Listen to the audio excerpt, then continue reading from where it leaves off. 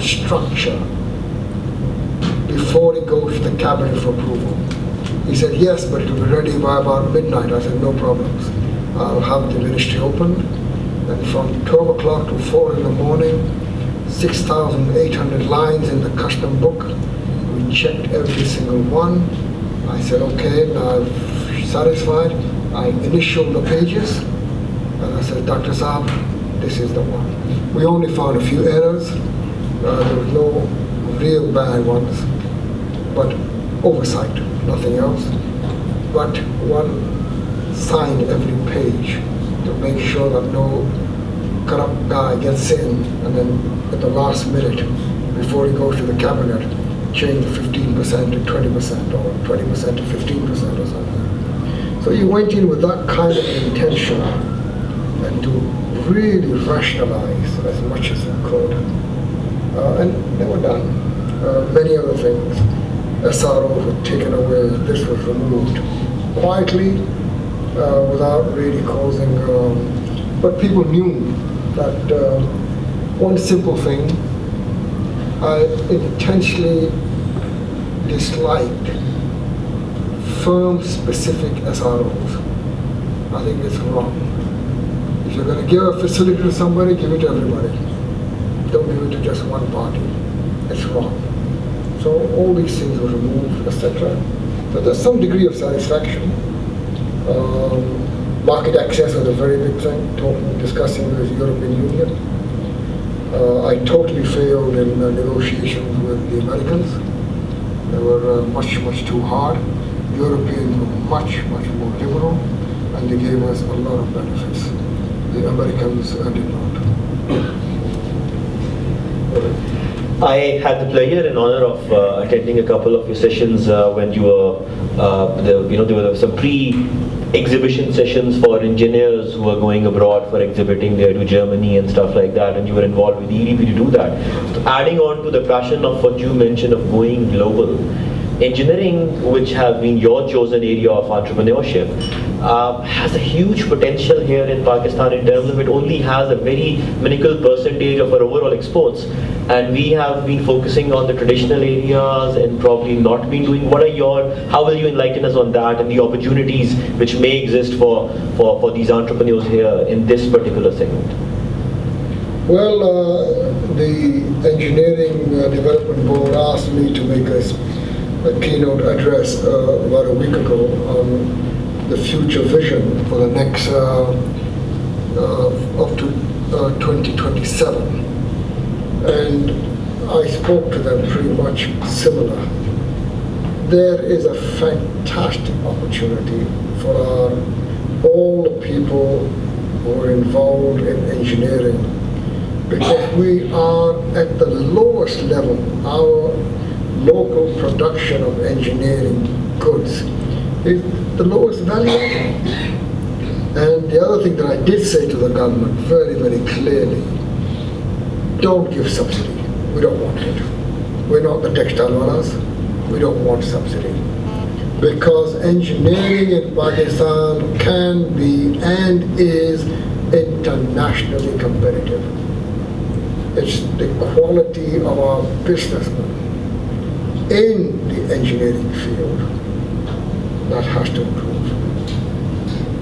We manufacture products, and we've never asked for a subsidy. We've asked for a level playing field, never asked for a subsidy. And whenever we failed in selling our products, I would say 90% of the time, it was because of our own fault. Not because of government, not because of circumstances. So that's the way I feel.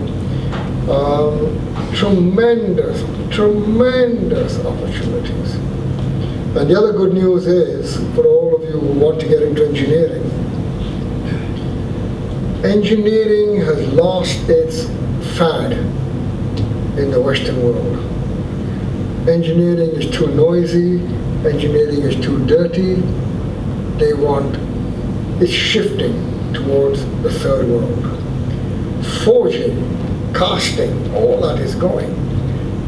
The best brains in the West do not want to go into engineering anymore. They want to go into financial services, they want to go into IT, they want to go into telecom. They don't want to go into basic engineering. Golden opportunity. It's just coming this way. So, entrepreneurs, fantastic opportunities. And really, if you run your facility well, or your service, you can be internationally competitive. We're in the designing business. I can tell you very clearly, we are internationally competitive. No question about it. No question about it. Now it's only ourselves, our ability to bring in more and more business. We have about 600 engineers doing designing. Our marketing gets stronger, our country gets a better image, we'll get more and more business. But the question is, no subsidies, we are internationally competitive on our own. I'd like to also include our guest here. If any one of you have a question, please feel free to, we have a gentleman who will bring the mic to you. There is a gentleman there, and there is Yusuf on the right as well.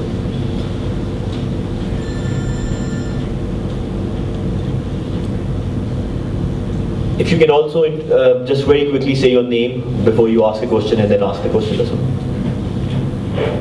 So my name is Umar Chauhan, and my question to you is that is entrepreneurship a reality for upcoming entrepreneurs in the current global economic scenario?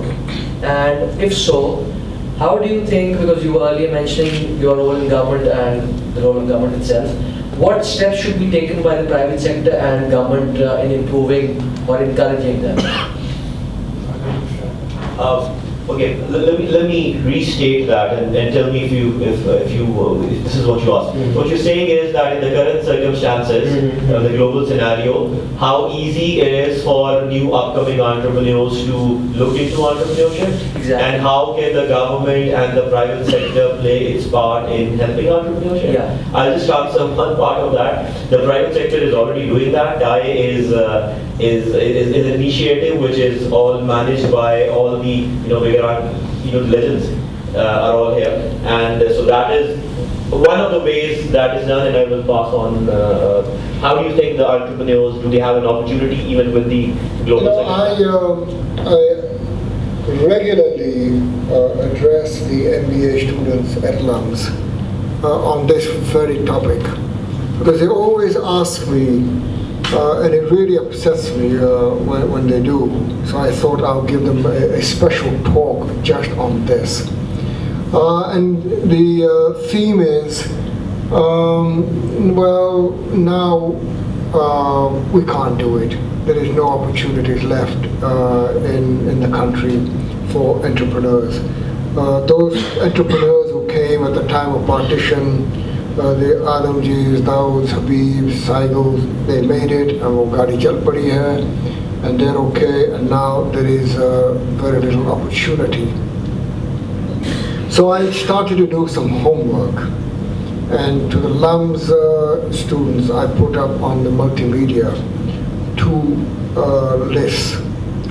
One was, look at the list of the Fortune 500 in 1920 and the Fortune 500 in say 1990, and you can see how all the old ones have gone and new people, Bill Gates and Walmart, and the new people come up, and it's exactly the same in Pakistan.